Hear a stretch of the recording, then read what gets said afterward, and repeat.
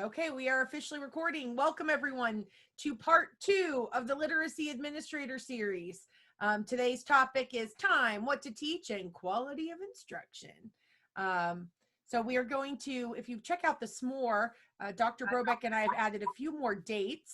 So this is part 2 in our series, but we have added some additional dates. There will now be 5 different options to participate. They will all be recorded and listed on the SMORE for you. Just a few norms before we get started. Please be an active participant. Make sure that you are ready to engage in chat, in discussions, in the polls.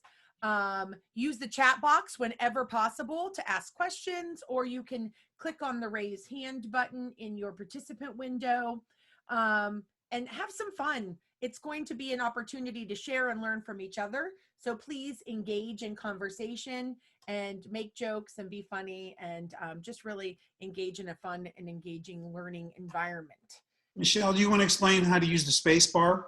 Oh, thank you very much. Yes. One of my favorite new features that we just learned about from our friend Terry Grimm was that you can, if you have this window in the front on your computer, you can all press the space bar, and while it's held down, it unmutes your microphone, and then you can talk.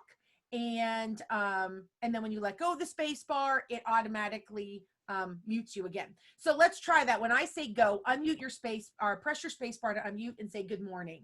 1, 2, 3, go. Good morning. Nice. So when you do that, it does allow us to do a little bit more participating as a group. And I personally really like it when I can, I like it when I can, get that immediate feedback. So this is going to be helpful for that as well. Okay. So be prepared. Oh, also, if your first and last name is not listed in the participant window, please change it to your first and last name so we can make sure we can give you credit for today. Okay, I'll let you introduce yourself first. Go ahead. I'm David Brobeck. I'm Program Director of the Grad Education Program at Walsh. More importantly, right now, I'm the Principal Investigator for our P20 Collaborative Grant. So for those of you, if this is your first time with us, we were one of the 7 universities awarded a grant, and then we made the big leap in January to convert our entire undergraduate curriculum to content based on the science of reading and what the state recommended. Our graduate program is now pretty much fully aligned. We have a few tweaks, and that is the phase 3 part that we'll be doing this summer, so that by the time the grant ends in the fall, we will have everything up and going and try to serve as a good example. And these broadcasts that we're doing are designed to share. I'm still trying to navigate through all the things I have to do to get the YouTube channel working and some other pieces to share out. The pandemic has actually put a crimp in doing some things for us.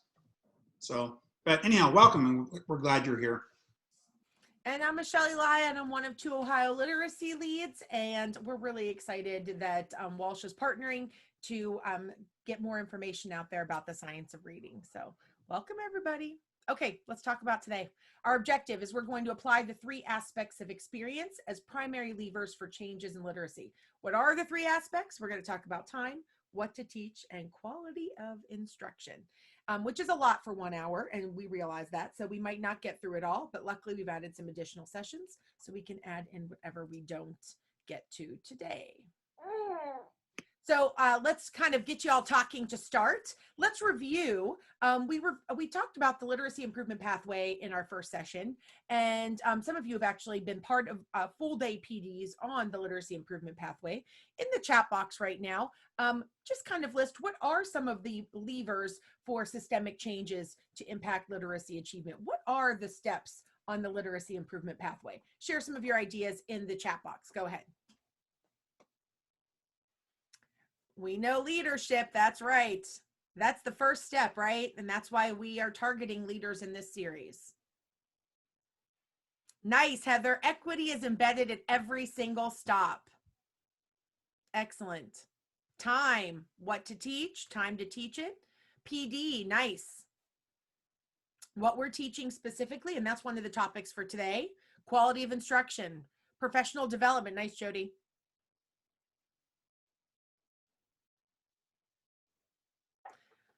I think I'm sensing a lull. Up a couple more. Parents and motivation, yes, and assessment. So parents' motivation and assessment are in that top row, and it's not that they're not important, because they are.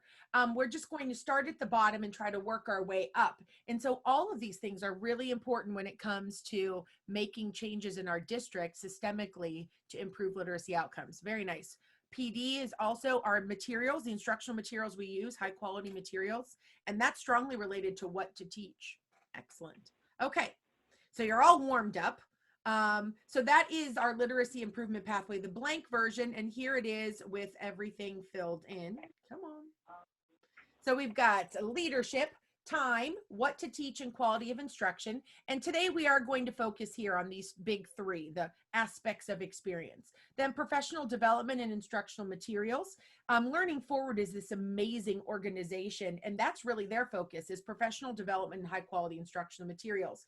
And if you think about it, that's a wonderful focus, in that that's how we ensure that that time is well used, that our teachers know what to teach, and they also have the materials to provide that that quality of instruction and what to teach. So professional development and quality instructional materials are two wonderful ways to make impact on a district. And then we also have assessment, targeted intervention, so meeting the needs of our students, and parents and motivation. Now listen, parents and motivation, being that they're at the end there, that doesn't mean that they are not important, because they absolutely are. But as a district, if I'm looking to make systemic changes, I'm not going to open up by saying, okay, I'm going to start by engaging parents. I want to start by making sure what's happening in my district is aligned with what we know is the science of reading. But then I'm also going to be ensure that I include parents in that process through every step. And there's nothing more motivating for kids than knowing how to read. Also, someone said equity is embedded in every stop, and that is absolutely true with the pathway. It is always about meeting the needs of all students. So that's really important to preface this entire conversation. Equity is embedded at every stop in the pathway. We are always talking about all students, and that's really spelled out in Ohio's plan to raise literacy achievement as well. So for today, we're going to do the three aspects of experience: time, what to teach, and the quality of instruction, or I often say, how we teach it. So without further ado, let's get started on time. So time really is the most alterable factor that we have within our immediate control to impact student learning. And as administrators, we have the ability to almost dictate how that time is allocated in our buildings. And so Tim Shanahan says, if we really want to improve outcomes, we need to improve or increase the amount of time. Now, obviously what we do with that time also matters, but if you want to continue to get the results you've always gotten, he said, keep the time the same. But if you want to improve your outcomes, add more time. And so let's talk about how much time is enough. So many of you are familiar with the RTFI, the Reading Tiered Fidelity Inventory. If you're applying for the CLSD grant, or if you were previously applied for the Striving Readers grant, you're pretty familiar with filling this particular document out, because it's a self-assessment that's been used across the state, that we borrowed from Michigan, from my Blissey. Now on the RTFI, the recommendation is at least 90 minutes, not including writing. So when you add in writing, now all of a sudden we're up to 120 just to start, right? Because writing's another 30 minutes. But this 90 minutes doesn't include writing. And in terms of 90 minutes, that should be our bare minimum, because that's really a policy left over from Reading First. And for some of our grade levels, especially the primary levels, kindergarten through second grade, it's definitely not going to be enough. And if we want to impact change, systemic changes, it's not going to be enough. So we might want to consider that being the bare minimum. And again, when you add in writing, it's up to 120 minutes anyways. So these are some recommendations from the experts. In the book, The Principles Primer, Montgomery and Moats recommend 150 minutes per day. 120 should be the bare minimum at the primary level. Third grade and beyond, they recommend 90 to 120 minutes. Tim Shanahan recommends 120 to 180 minutes per day. So really thinking about that, especially K through 2, that's where we're going to need more time for our literacy block. We want to make sure we have at minimum that 120 minutes. and that includes writing. So it does require some restructuring. Now, how do we ensure this happens? As an administrator, we set the stage. We write the master schedule. We make sure that it's documented, and then your walkthroughs are ensuring that that does happen. So one of my favorite things to do is time audits. I really like to go into buildings and walk through checking the literacy block to see how that time is being used, but also to find pockets of misused time to get back to a new version of TBT, take back time. Because there are a lot of time suckers in our day. Because very often as districts make the move to a 120-minute literacy block, they say, well, what's going to go? What am I going to, I don't have enough time in my day for this. And so as I work in districts, I find that there are a lot of time suckers in the day. One of those, for example, might be whole group restroom breaks. So I tell the story often of a district that I worked with where one of the first grade teachers was taking her class to the restroom 3 times a day. 3 times a day at minimum 10 minutes each time, that's 30 minutes a day. And I said, so we kind of did a little bit of math and realized they were spending 20 school days per year with kids standing in line waiting to go to the restroom. So that's a time sucker that we could take back time. Dismissal time, when we end our day a little early to start packing up and getting ready for the buses. Those are time suckers in our day. Another district I worked with, she really, the administrator adjusted her dismissal and developed a policy for dismissal that really allowed her to take back an additional 10 minutes per day in her day to allow for more instructional time. So we can be creative when it comes to taking back time. And the reason that's so important is because we have to remember that it's all about building that strong tier 1 core instruction. I've said this before, you can't intervene your way out of a tier 1 problem. It's not about finding more time for interventions. It's about finding time to ensure our core instruction is solid. And when it comes to improving core instruction, it's that big 3. Time, what to teach, and how we teach it. So we really need to make sure that this is always at the front of in our minds. How are we going to improve core instruction? The reason we want to make sure we have a fabulous tier 1 and fabulous core instruction is because it takes in more time to then catch up when we have students who are behind. So let me share with you some of the time it takes to catch kids up who fall behind. This is why core instruction is so important, because in kindergarten, we can close the gap relatively quickly. We could spend 15 minutes a day over about 16 weeks, and we can close the gap with our students in addition to our core reading block. But as we move into 1st, 2nd, and 3rd grade, look at how much time is necessary to close the gap. Very often I work with administrators who wait till 3rd grade to try to close the gap. They throw all their supports and their human capital into 3rd grade to try to help our students then. But by then, the amount of time it takes is over an hour per day on top of the literacy block to catch our kids up. We're better off trying to intervene when they're younger, but also ensure that we're preventing this by having a solid tier 1. And so some questions that are coming in: how do you ensure this occurs in districts where students are being pulled for ESL, special ed services, and interventions? And that is such a fabulous question, because when it comes to that time, we need to honor core instruction where every student gets a full block of literacy instruction at grade level. One of the time audits I did, I went into a building, and this building's data has changed drastically since they've implemented some things. But I went into their building and there were 20 classrooms. I walked through 20 classrooms, and in every single classroom, what I noticed was there was either a student being pulled out or coming back in from some sort of intervention during the core literacy block. And so those students weren't getting the time they needed for core instruction. So it's really important that we are not pulling kids out of the literacy block. Every student needs to get tier 1 core instruction at grade level with their peers in that core instructional literacy block. Interventions are in addition to, on top of, an extra layer, not instead of their core instruction. So that is, thank you for bringing up that question, because that's really powerful. And so Jody also asks, is this per student? So yes, so and it varies by student. But we know from research that, obviously these interventions are offered in small groups, but each student's going to need significant time in order to catch up if we're not giving them what they need in core instruction in tier 1. I mean, the good news is we can get our students to achieve it with great core instruction. 95% of our students can achieve at or approaching grade level with great core instruction. So we need to make sure also that we have active and engaged time. And that's why PBIS fits so beautifully in with literacy, because we need to make sure that our students are engaged the entire time they're in the literacy block. But we need to have a schedule for our literacy block, and we need to honor it.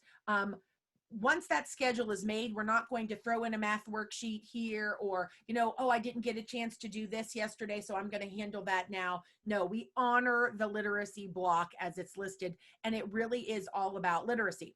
Now, that being said, one of the best things that we can do in our literacy block is bring in those science and social studies content standards through the texts that we're using. So you can find time when we're addressing the standards for science and social studies through our units and our themes and our grade level rich text through our read alouds. We can make sure that we address those other content areas, and that really does help with taking back time. Keep students engaged and involved. So that involves explicit instruction. It involves PBIS, making sure that we have those expectations and those protocols established in advance. And then we also need to be vigilant about lost time. And so that is, one of the big time suckers that someone was just talking about, Therese was just talking about, is, those kids walking down the hall to title and then walking back.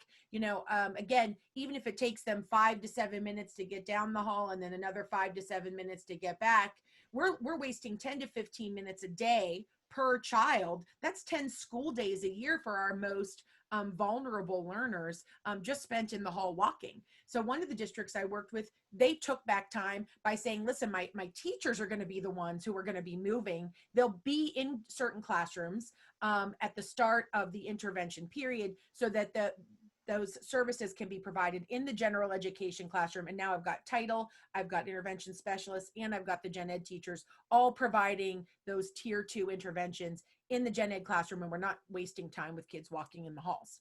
So that's another way to take back time. So I want some ideas from you.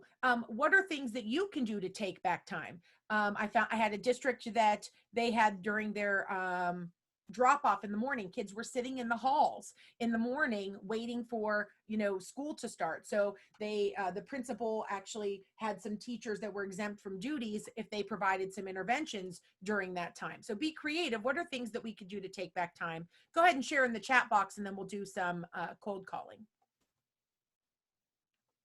And that's right, the push-in model is absolutely critical.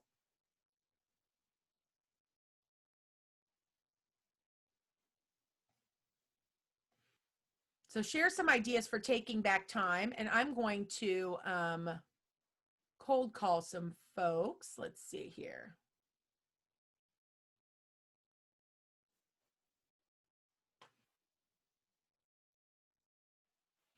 Nice, Jody. Yeah, timeout, it's been really powerful. Limiting the announcements. Thank you, Heather. That's true too. And make sure they're not happening during the literacy block. So one of the districts I worked with, we made sure that the literacy blocks didn't start until after that whole morning announcement routine time happened. So announcements didn't happen during the literacy block. And then there was, no announcements to interrupt it.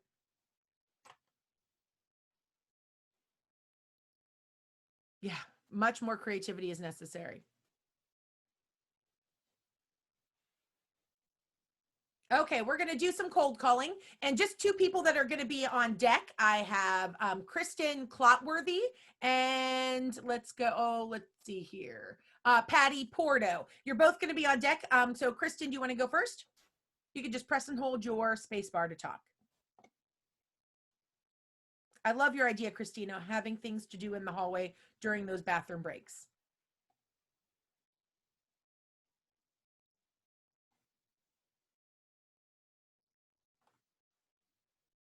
Kristen, are you there, girl?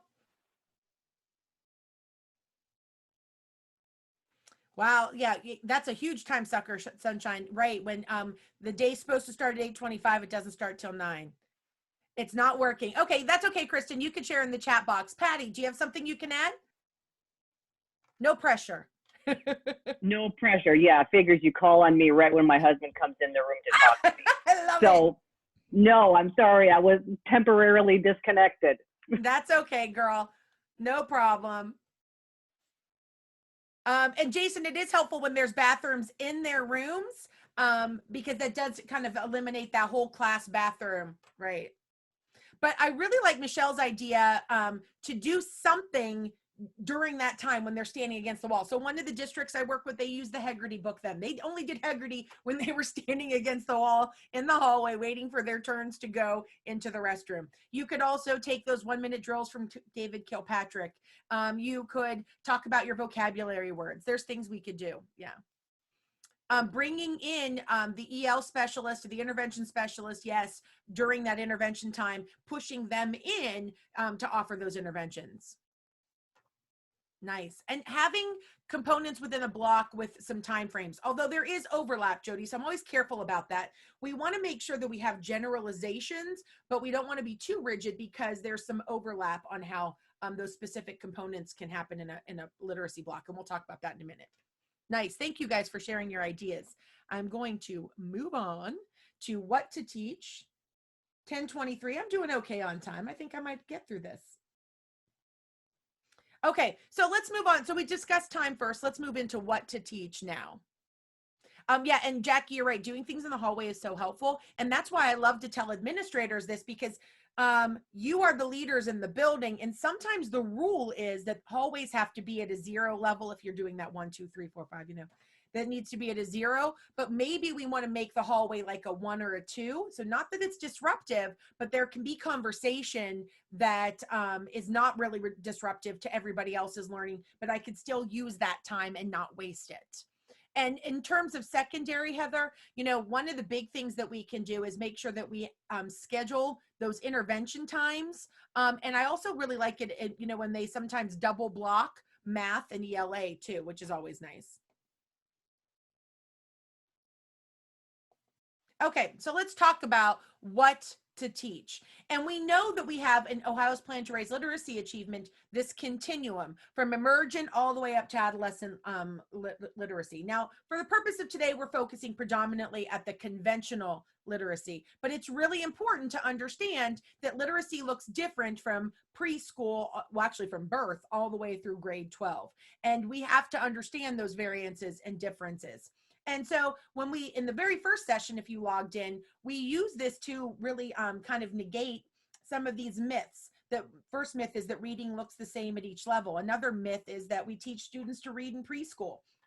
Reading looks very different from conventional to adolescent, emergent. It's different at each level. And we know we're not teaching students to read in preschool. We're giving them the foundational skills that'll make them better readers later. Also in Ohio's Plan to Raise Literacy Achievement is the wonderful theoretical model, the simple view of reading. The important thing for us to understand from a what to teach perspective is that anything times 0 is 0. We need to be all in when we're determining our curriculum, our assessments, our instruction, what we're teaching every day. We need to be all in on both sides of the simple view of reading. We need to be teaching word recognition and language comprehension. And this is the part where I do, unfortunately, make some people sad. So I'm just going to prepare you for this. It's not about balance. It's not a balance of word rec and language comp. That balance, it's changing. There's a changing emphasis depending on the grade levels. And so in kindergarten first, and even the beginning of second grade, I might put a little more emphasis on word recognition. I might have a little bit more there. But then second grade and beyond, I'm going to put a little more emphasis on language comprehension. And that's not to say I'm not teaching word rec, because I still need to be, but I'm going to be able to put more emphasis on language comprehension. In kindergarten and first and the beginning of second grade, I might put a little more emphasis on word rec, but that's not to say I'm not teaching language comp, because I am. Again, anything times 0 is 0, but the emphasis does change. And later we'll talk about that changing emphasis of big ideas. Huge things. Carolyn's right when it comes to secondary. Mel Riddle's work on bell to bell teaching. amazing. We spend so much time at the beginning and the end of class having kids pack up books and leave early. So that's a great time. Thank you very much, Carolyn, for sharing that. And if we could find Mel Riddle's stuff, that would be awesome to share too. So it's important when we think about what to teach that we are cognizant of both sides of the simple view of reading. So here is from a conventional literacy perspective, Ohio's plan also has for adolescent, emergent, and early literacy, the components of this simple view of reading, really which are taken from Scarborough's rope here. But here are these components. So under word recognition, we have phonological awareness, which is one of the big five. Decoding, another one of the big five. Sight word recognition, which is that automaticity with reading words. By the way, it doesn't come from memorization. There's a huge process involved in that. And then fluency, that ability to read accurately and fluently, modeling almost speech, really. And we know that fluency is strongly correlated with comprehension outcomes. If you didn't get a chance to see Jan Hasbrook's presentation on fluency, I highly recommend it. There is a free one recorded through Step-by-Step Learning, and it's excellent. But she really is the guru of fluency and shares a lot on that topic. But then also under language comprehension, background knowledge and vocabulary. I've been speaking on that so much lately. Feel free to check out our Science of Reading snippets for more information about that. Teaching language structures through writing. Verbal reasoning as we are doing read alouds, but then also having students engage in grade level text, and then building that literacy knowledge through multiple genres. There's a lot to it. So it's not as simplistic as we think, and that's because we take apart these individual strands in Scarborough's rope here. Here's my lovely rope model. In Scarborough's rope, there's a lot of components that need to be taught in our literacy block. Now you'll notice for language comprehension, top of the rope here, background knowledge and vocabulary are the two most significant components for my top of the rope. And because they are the biggest bang for your buck when it comes to language comp for giving you better reading comprehension outcomes. So making sure that we're building background knowledge and explicitly teaching vocabulary. Again, more information on that in our Science of Reading Snippets series. But Scarborough's rope, if you recall from our first session, really is strongly related to the simple view of reading, as you can see here. Word rec times language comp equals reading comprehension. We know that when it comes to what to teach, we teach the big five in conventional literacy: phonemic awareness, phonics, fluency, vocabulary, comprehension. And you are going to now get the fastest review of the big five known to man. And in your evaluation, feel free to let us know if you need more information on any of these topics, and Dr. Brobeck and I will address that. So when it comes to what is being taught, phonological awareness has been the neglected component for a very long time, and luckily we've had great statewide conversation on this topic.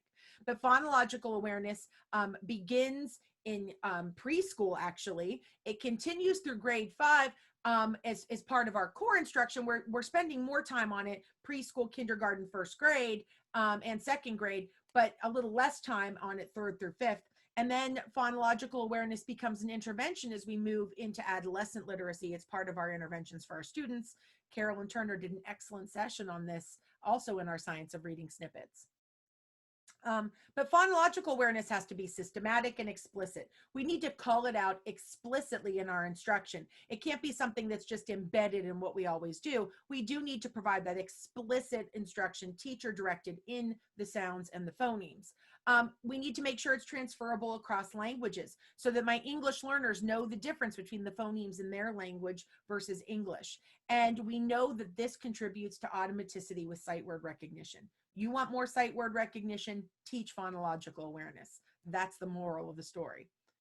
When it comes to phonics, we know that this is part of our big five for kindergarten through fifth grade, but also advanced phonics is really important in adolescent literacy. It is one of the big five in adolescent literacy as well. It needs to be systematic. It needs to be explicit. It needs to be following that very specific order, a scope and sequence. My favorite book on that topic, let's see if I have it close by. Oh, here it is Wiley Blevins' book, A Fresh Look at Phonics. excellent resource on this topic. And he really stresses the importance of making the connection to phonemic awareness, but also following that scope and sequence in your curriculum. If your curriculum doesn't have one, then we need to look at getting a different curriculum that has a very explicit scope and sequence that also connects to decodable text. If we're not connecting to decodable text, we know that phonics instruction is not as impactful. This is something that Tim Shanahan said when he was in Ohio back in 2017. I wrote it down, and I have used this quote time and time again. He said, reading instruction must include phonemic awareness and systematic phonics. There's no argument. The research is clear. It just needs to be part of your day. And so many of you, I have a lot of colleagues I'm already working with that I know are doing this. So really briefly, how are you teaching word recognition in kindergarten through 5th grade? How are you addressing phonemic awareness, phonics, sight word recognition, fluency? How are you addressing these things K through 5? Go. And I will see who is going to be on deck next. Melissa Ford, you are going to be on deck to talk soon. And so is Sunshine Craven. Hi, Sunshine. I miss you. I haven't seen you forever. So yes, really great reading is a great curriculum for phonics. Hegarty in addition for phonemic awareness. Foundations for phonics, excellent. It's a wonderful curriculum for phonics plus Hegarty for phonemic awareness. Hegarty for phonemic awareness and Florida Center for Reading Research for Activities. Now, FCR has awesome strategies for teaching phonics when it comes to the how to teach it, but you need a good curriculum to guide your what to teach. Para reading are wonderful. Again, how to teach it, excellent for that. Wilson's great for interventions. So my question for you would be, what's happening in Tier 1? I love that you're phasing in foundations. Let's see, that's Shelley. Nice. I love that you're phasing in foundations. Be sure that you buy the geodes, the decodable text. When it comes to phonics, without the decodable text, it doesn't stick as well. So get the geodes. Professional development, really great reading. Hegarty, and then para reading for the big 5. Nice. Excellent. Okay. Who did I say I was going to call on? Now I forgot. I need to swipe to write this stuff down. Melissa Ford, right? It was Melissa and Sunshine. Got something you want to share? Sunshine type Hegarty, grades 3 through Hegarty and just phonemic awareness, grades 3 through 6, equipped for reading success for phonemic awareness. Nice, really great reading. And K through 3, that's a great curriculum. Orthographic mapping for spelling words, that's awesome. And yes, Jody, without the decodable text, the phonics is really going to be tough to stick. So we need the connection to text. And Wiley Blevins talks about that in his book, A Fresh Look at Phonics. I think Dr. Brobeck has something to share too when it comes to taking back time at the middle school and high school level. Go for it, Dr. Brobeck. So I'm going to go back 20 years, but we were working with some things at the time, and for an easy term, I'll call it flex time. What we found was that in order to create more time for teaching whatever the skill was, this time I'm going to speak specifically to reading, we needed to pair teachers with a cooperative teacher. So it wasn't, there used to be a belief that you would, for example, pair a math and a social studies teacher together, or a math and a science teacher, or a language arts with social studies. It's not true. The key was to pair people together who were willing to work together, so that when I needed more time to teach a vocabulary lesson, and for example, I really liked the way that the letters teaches vocabulary. We're looking at word origin and breaking it down and talking about roots, because that's important. We just didn't know how to do that 20 years ago. We do today. So what I was trying to do with, for instance, with the teachers, was get them out of their comfort zone, particularly at the middle school and high school, where they're strictly trained in a content area. They may have had one reading class taught in an old school way, and they don't see themselves as reading teachers. So it's really, the idea was to flex people by pairing up a common pool of students who may have the same teacher. And that seemed to work. Excellent, thanks. This is why we always need more than one voice as we're presenting. And thanks, Carolyn, for being another voice, which is awesome, sharing this resource, Phonics and Spelling through Phoneme Grapheme Mapping. Thank you so much. Okay. So let's move on to vocabulary, because Dr. Brobeck was right. Vocabulary is so important across any content area, not just in terms of English language arts and literacy. Vocabulary and how to teach it explicitly should be something we're addressing in all of our content areas. And notice it's the explicit teaching of words and their word parts, so the morphology, the syllabication, etymology of the word. That part I cannot stress enough. Very often when I observe vocabulary instruction, it's lists of words, and then let's look up the definitions in the dictionary, and then we'll write the words in a sentence, which is not effective. It's not explicit, and we're not using the words across multiple areas. So we need to make sure that this instruction is engaging. We are repeating the word, and we're going deep with the word to build that lexical quality. We're going to talk about the etymology. We're going to talk about the morphology. We're going to talk about the spelling. We're going to talk about the phonology.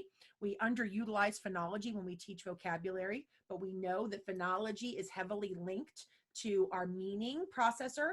And so without that connection to phonology, meaning doesn't always stick. So we need to make sure that we focus on the relationships between words, and we give opportunities for judicious review of the vocabulary we're teaching, not just look it up in a dictionary and or here's our list of vocabulary for this unit. We need to go deeper with that, and we have a session that does just that on our Science of Reading snippets as well.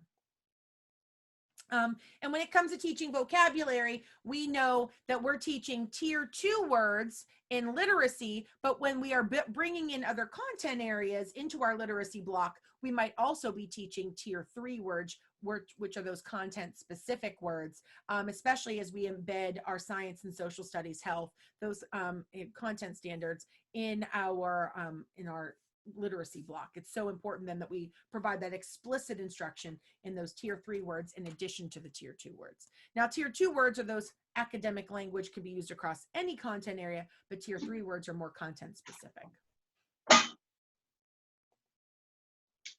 And then fluency. And I think there is a misconception about what fluency is. Again, I'm going to challenge you to read and watch Jan Hasbrook. She really is the guru of fluency. In fact, she developed the fluency norms used in Dibbles or Acadians, formerly known as Dibbles, currently known as Acadians. And her work in fluency has just been astounding. And the reason that she has done so much work is because we know that fluency can be very predictive and very much aligned with comprehension outcomes. So students who have more fluency in reading tend to be better comprehenders. And I believe that the correlational scores were something like 0.9. It was incredibly strong correlation. So fluency really does predict that reading comprehension. That being said, we don't want to start in kindergarten pushing passage fluency, because it's not about reading fast. It is about reading with appropriate expression and reading with automaticity. And fluency looks different at each grade level. And it starts out as fluency with sounds, so our phonemic awareness. And then it moves to fluency with decoding of words, that basic phonics. And then it moves into fluency with passages. And one of the things that Jan Hasbrook has echoed is that if our students are not at 95% accuracy when they're reading a passage, that's a decoding problem. And we need to go back and intervene with decoding, not with fluency. And that's how we're going to get that 95% accuracy. And then what is taught, obviously, comprehension. And we have multiple sessions on comprehension that have recently been recorded, both in our Science of Reading series and the Science of Reading snippets, because comprehension is an outcome, a product. It's what happens when all of those strands of the reading rope have been taught. That's how we get reading comprehension for our students. It's the outcome of all of this working together. Now, we know that there are some strategies that can improve reading comprehension, and many of them have been shared by the National Reading Panel. But Tim Shanahan echoes this all the time. These strategies don't work unless they have some background knowledge to make them stick. So that's why it's so important that as we use these wonderful strategies, summarizing, questioning, monitoring, using graphic organizers, summarizing, predicting, questioning, that they're embedded in our great instruction with multiple texts on a topic, a theme, or a unit at grade level and a variety of genres. So comprehension strategies are most effective when we use multiple, but we also embed them around a topic, unit, or theme with grade level rich text. Thank you, Carolyn, because you gotta have friends. And so remember, when it comes to what is taught, there's this changing emphasis of big ideas. And so it's not about balance, and it doesn't look the same at every grade level. Each grade level, the emphasis kind of changes. And so we need to understand that this is Appendix F in Ohio's Plan to Raise Literacy Achievement. And this kind of needs to guide our work as leaders and administrators in districts. Are we ensuring that the instructional time, that what is being taught is in alignment with these changing emphasis of big ideas? And the one thing that's not on the changing emphasis of big ideas is writing. And Tim Shanahan said it should almost be a big 6 because writing is incredibly important. And so that's why I love the work of William Van Cleve and the Writing Revolution, because writing builds comprehension. One of the best strategies for comprehension is to connect your writing to what you're reading about. So you can make sure that there is this cohesion, and we found that comprehension scores increase when our students engage in writing practice as part of a connection to the text they're reading.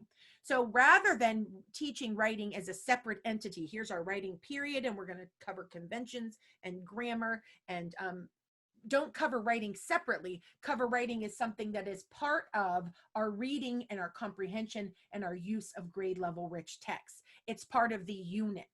And that's so important. When we make the connection from writing to the text, it sticks. The writing conventions stick, but then also so does the background knowledge and the comprehension skills. If you can write about it, you get it.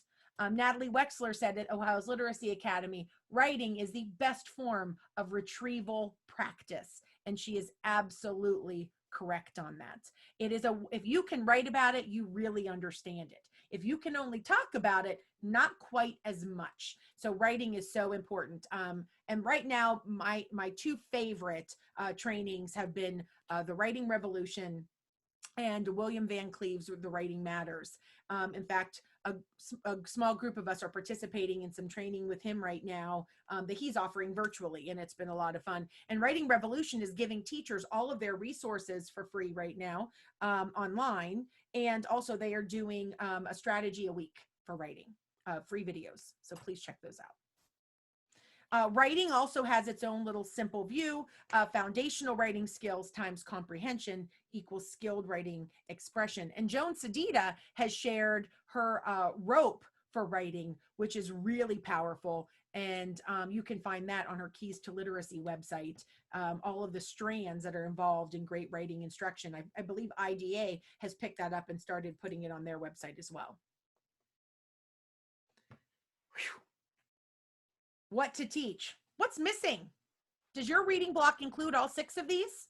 Or are you missing some of these components? Take a second right now and talk about this in the chat box.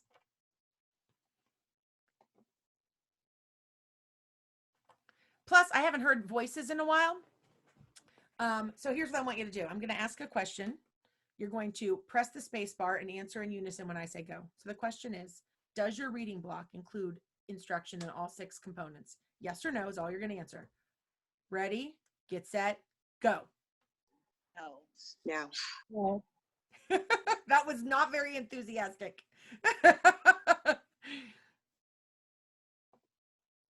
Oh, and Dr. Brobeck bought the cursive writing books. I love Diana Hanbury King's books on that. She's got a left-handed cursive writing book that's awesome. Shelley, glad to see you're adding the phonological awareness piece. And I hope you have the explicit phonics instruction piece as well, too. We can't leave any of it out, right? And we have to acknowledge that we're missing some of these components so that we can add them in. Writing is so important. That's why Shanahan said we don't want to say just the big 5. We need the big 5 plus writing. Awesome. explicit writing instruction. And Jen, you and I have talked about this before. It needs to be connected to what we're doing in comprehension, not so it's not one other thing. But the other part of writing that I neglected to mention is the handwriting piece. So we need the handwriting piece also, because that in kindergarten through third grade, we're also doing handwriting as part of that.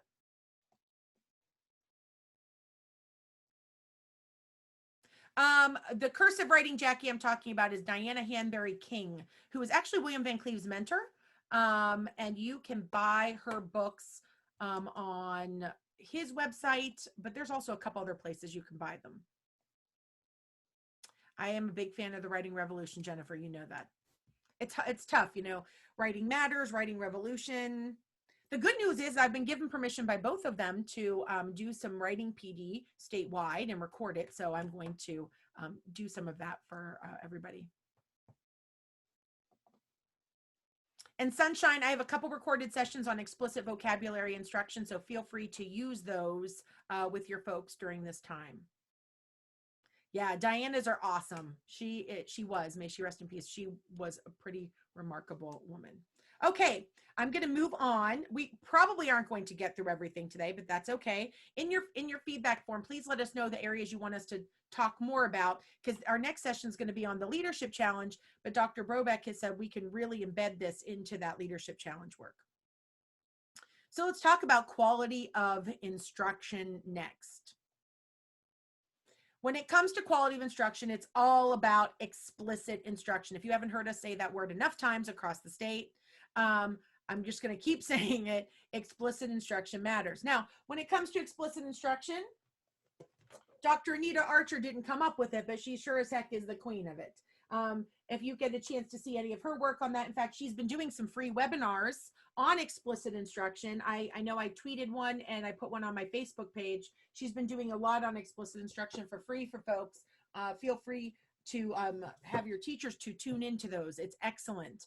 And when it comes to the components of explicit instruction, I'm really going to draw on visible learning for literacy and the work of Hattie, Fisher, and Fry, because explicit instruction includes classroom discussion, which huge effect size.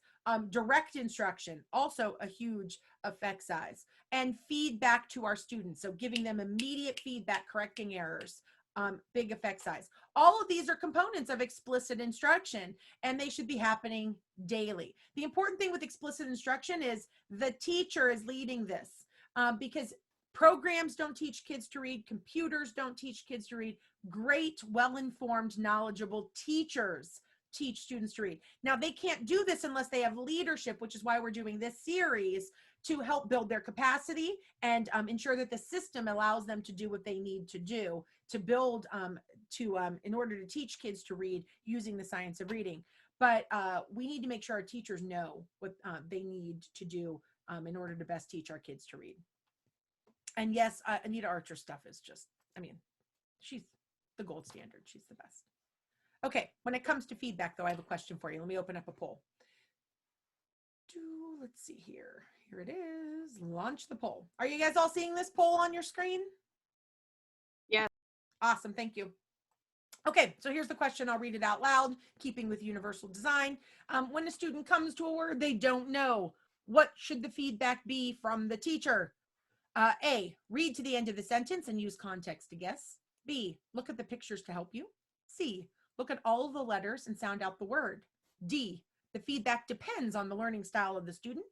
Or E, A, B, and C are all appropriate feedback responses. Go ahead and answer in the poll. And by the way, the poll is anonymous, but if you don't have a poll, feel free to answer in the chat.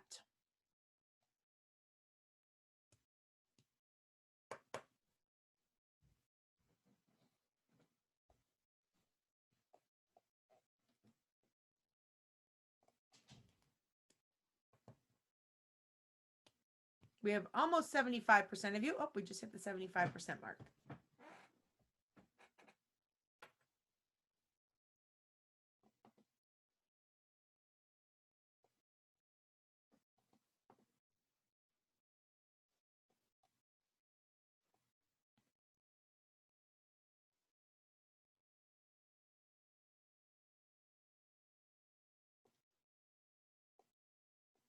Okay. We don't have everybody's poll in, but for the sake of time, I am going to end the poll and share the results and then share the answers with the correct answer with you. Here we go. So overwhelming 80% of you, majority said the correct answer is C. Look at all of the letters and sound out the word. That is the correct answer. If you have not had a chance yet to listen to Emily Hanford's podcasts, they're linked at the end of the presentation, Hard Words, Not a Loss for Words. She really talks about slaying the guessing monster. We do not want to encourage our students to guess. That's what poor readers do on the right side of the brain. On the right side of the brain. We want them to work on the left side of the brain, which is where good readers read. And good readers don't guess. Good readers do see. They look at all of the letters and then they sound out the word. They take in each and every letter in the word, they sound out the word. D is also incorrect, which no one picked D, because learning styles we now know are a myth, which broke my heart. I'm not going to lie when I discovered that, but learning styles are in fact a myth. We don't have evidence to prove learning styles, although students may have preferences, and there is really, there's no scientific evidence that proves the existence of a specific learning style. And A, B, and C are not appropriate because we don't want students to guess. Okay. So also within quality of instruction, let me get rid of this. Anita Archer, again, the gold standard of explicit instruction. She really shares some wonderful advice. We need to optimize engaged time, time on task. Carolyn mentioned Mel Riddle's work with bell-to-bell teaching. We also know PBIS can increase the time on task. Dr. Brobeck and I are both really big fans of Chris Biffle's work with whole brain teaching for engaging students in conversations, for engaging students in instruction. That increases the time on task. We want to promote high levels of success. So we want to give immediate feedback, correct the mistakes so our students can then do this correctly. Increase content coverage. Have students spend more time in instructional groups as opposed to one-on-one doing independent seat work. Or as Tim Shanahan says, don't do in a small group that which can be done in a whole group. Whole group instruction is not bad. Tim Shanahan said it gets a bad rap, but whole group instruction is not bad. Don't spend your whole literacy block in small group instruction just to say I'm doing small group instruction. Your literacy block should be a nice mix of whole group and small group instruction. We want to scaffold instruction. We don't scaffold by giving lower level materials. We scaffold by changing the work we do as a teacher. And that's really significant. In fact, we have a session on scaffolding complex text recorded. We would love to see you all listen into that. And then build knowledge and skills. How do we build knowledge? We build knowledge through reading and text sets and building background knowledge on topics, units, and themes. But we also want to build skills when it comes to decoding, phonemic proficiency, fluency with reading. And Therese said, is that appropriate for every word in terms of the feedback? Yes, we do want to tell our students, look at each and every letter and sound out the word. That is what good readers do. So when it comes to quality of instruction, we also want to keep in mind the multi-tiered systems of support. Each and every student gets core instruction at grade level. Tier 2 interventions are a layer on top of that. Tier 3 interventions are a layer on top of core instruction and Tier 2 interventions. But this model is a model of prevention. And so my question to you is, if a student needs, and this should be our question as the leaders in the building, if a student needs Tier 2 interventions, our first question should be, what's happening in Tier 1? Are things happening there that are preventing them from mastering the content, and now they need Tier 2 interventions? What's happening in Tier 1? Are we ensuring that all students can access the content and that we are differentiating our instructional supports appropriately in order to scaffold so our students can access this content? Because again, you can't intervene your way out of a Tier 1 problem.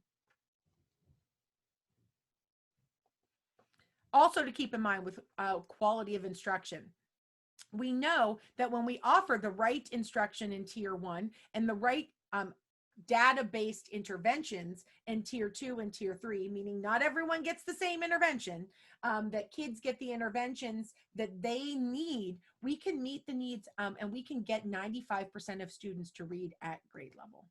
That is possible. For now, 80% is going to be our dipstick. If 80% of your students are not performing at benchmark or higher, then we know we have a tier 1 problem, tier 1 issue. So we need to go back and look: time, what to teach, quality of instruction, and see what we need to make changes there in order to ensure our students get the best tier 1 instruction. For some of us, it's because you guys mentioned earlier, kids are getting pulled out of core instruction. So we never close the gap because they're not getting core instruction. It could be that their core instruction is below grade level. They're using lower level, less rigorous texts. Or maybe because students haven't mastered the phonics skills, they're going back in core instruction to those previous skills rather than doing that in the tier 2 and tier 3 instruction. So we need to be very cognizant of what's happening in our core instruction. And the other thing when it comes to quality of instruction is let them talk.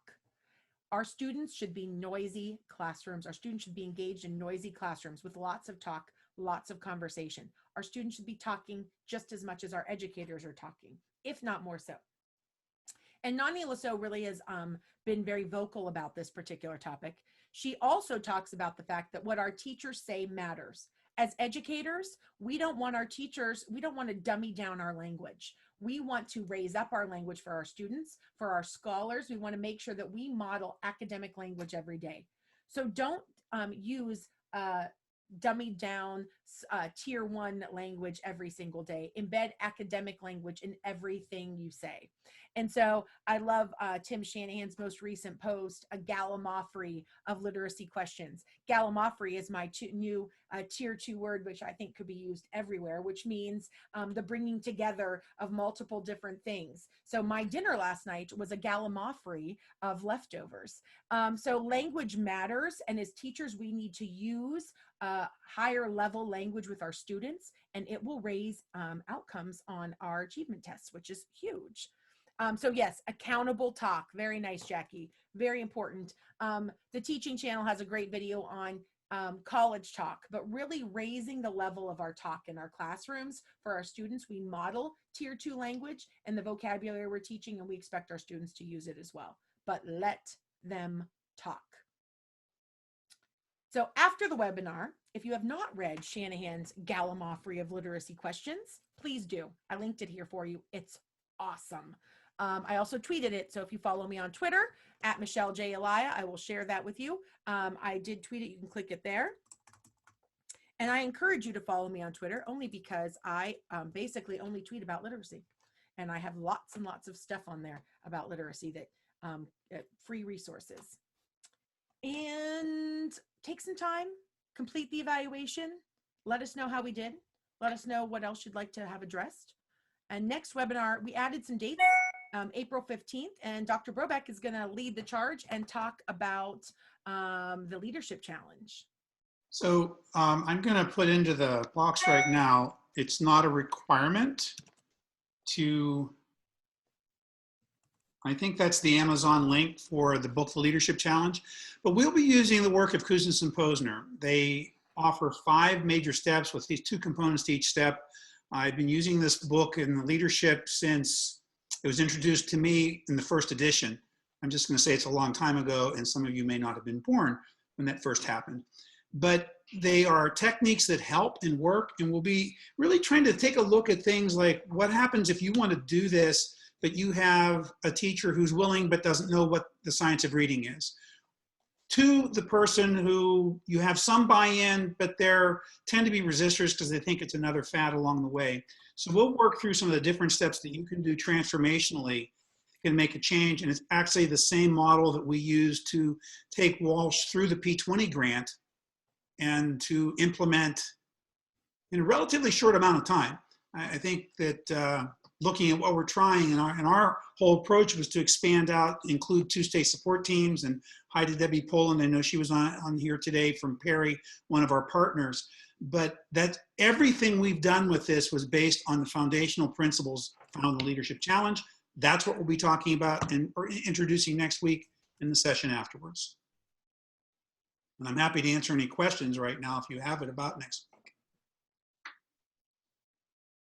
And I can put the link to the evaluation in the chat box if that'll help you. Otherwise, use your camera.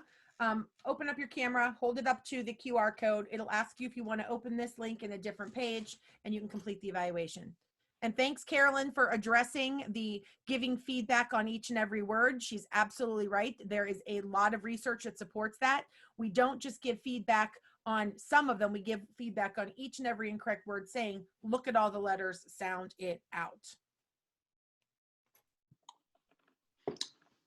Michelle, you see where we looks like we scheduled up against ODE? I don't want Beth Hess angry with me. Beth is on here. I know, that's why I said it. Which webinars are we up against? Let me look. Hold on. We already get in trouble with Beth enough. We don't need to. Beth, on April 15th, I do not have anything else listed. Yeah, I don't either on my calendar, Michelle. And then what other date did we add? Hold on. Week after that? No, we have April 30th. I don't have anything against that one other as well. So I'm curious, Jennifer, what literacy webinars are we conflicting with? Oh, could it be the disciplinary literacy series with Oh, it could be an adolescent literacy series. That's possible. Niels and Roger? Well, we will be recording these and putting them, again, I'm a little delayed in figuring out how to get everything up, and we have created a YouTube channel. It's just a matter of getting them out there for you to access. We will. Okay, I'm going to stop the recording, so feel free to stay on the line and ask questions, but for the sake of the recording, I'm going to end the recording now. Thanks, everybody.